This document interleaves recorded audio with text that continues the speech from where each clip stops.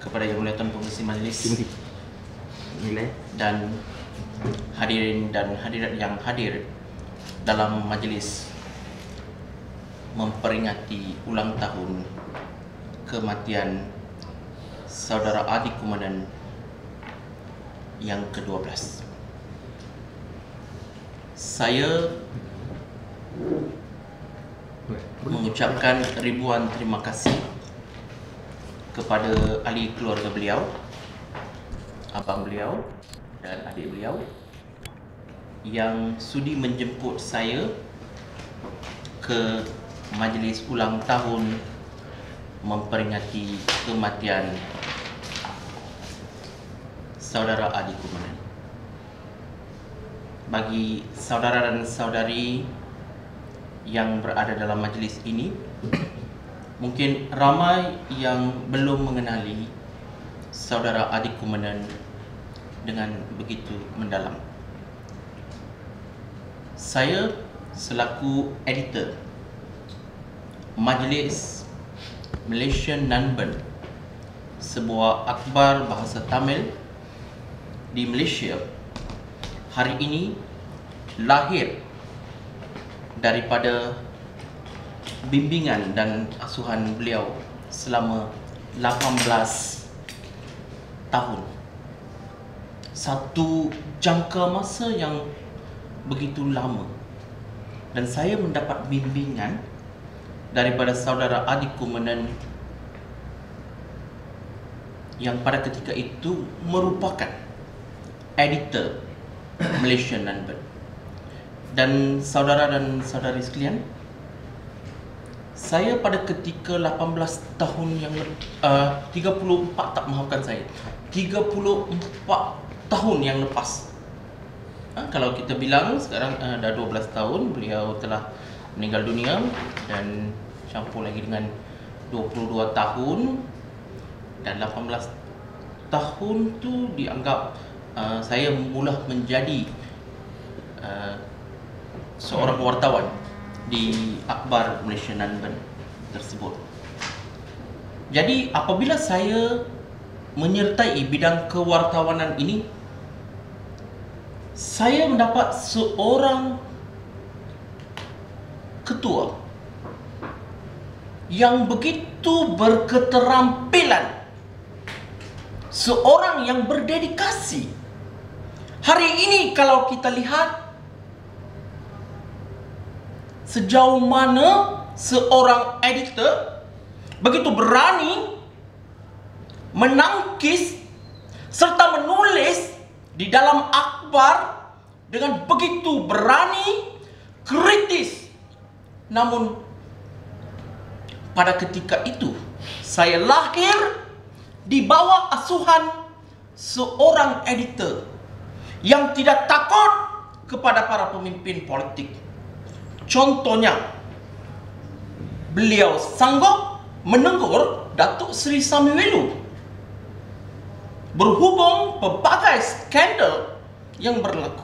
Beliau tidak takut dengan ancaman, walaupun pada ketika itu KDN pernah menggantung penerbitan akhbar ini. Saudara dan saudari sekalian, hari ini kita begitu sedih kerana tidak ada seorang tokoh yang mampu mengangkat dunia kewartawanan ini. Saudara Adi Kumanan ini sememangnya saya begitu kagumi. Secara pribadinya, hubungan kami walaupun setakat pegawai atasan dengan kaki tangan bawahan, namun beliau mempunyai sifat pemurah beliau. Pada satu ketika saya mengalami sedikit masalah keuangan dan saya tidak tahu bagaimana ingin mengatasi masalah tersebut. Maka penulisan saya tidak begitu baik dan banyak masalah yang wujud.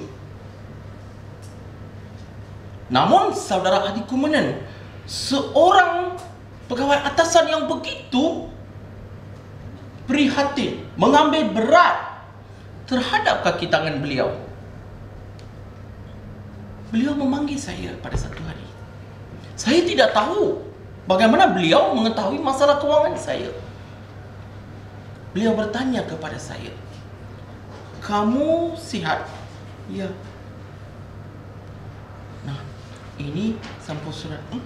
Saya terkejut apabila melihat sampul surat tersebut. Apabila saya buka, ada RM500. Dan apabila saya melihat wang tersebut, saya bertanya, "Bos," pada ketika itu saya panggil beliau bos, "Mengapa banyak jumlah ni? Bonus ke?" "Tidak, saya mengetahui masalah yang kamu hadapi. Saya tahu kamu mempunyai satu masalah, iaitu kamu tidak dapat langsaikan bayaran tunggakan kereta kamu. Ambil duit ni, selesaikan masalah tersebut. Tapi pastikan selepas ini mutu kerja kamu perlu meningkat." Saudara dan saudari, itu adalah seorang pegawai atasan yang benar-benar prihatin terhadap kaki tangan beliau. Saya masih juga teringat satu peristiwa ketika kita kini berada di pejabat di sini di Putrajaya. Pada ketika itu pejabat ini di Jalan Ipoh. Jalan Ipoh, dan berlaku banjir kilat pada ketika itu. Dan banyak kemusnahan yang berlaku di kawasan pejabat. Beliau tidak pernah putus asa, tak pernah kecewa.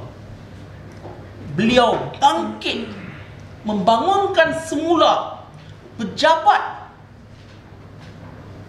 beliau. Walaupun saya difahamkan beliau terpaksa berhutang, meminjam daripada pihak bank dan sebagainya, beliau kembali memartabatkan industri perakbaran Tamil Nadu. Saudara dan saudari, saya sekali lagi ingin merakamkan ribuan terima kasih kepada abang beliau, adik beliau yang sudi memanggil saya, memberi penghormatan kepada saya walaupun sudah 12 tahun, saudara. Namun ahli keluarga mereka masih mengingati kita semua, dan marilah kita berdoa kepada beliau supaya rohnya berada dalam keadaan yang aman dan sebagainya. Jadi saya sebelum berundur ucapkan ribuan terima kasih kepada semua saudara yang hadir dalam majlis ini. Sekian, terima kasih.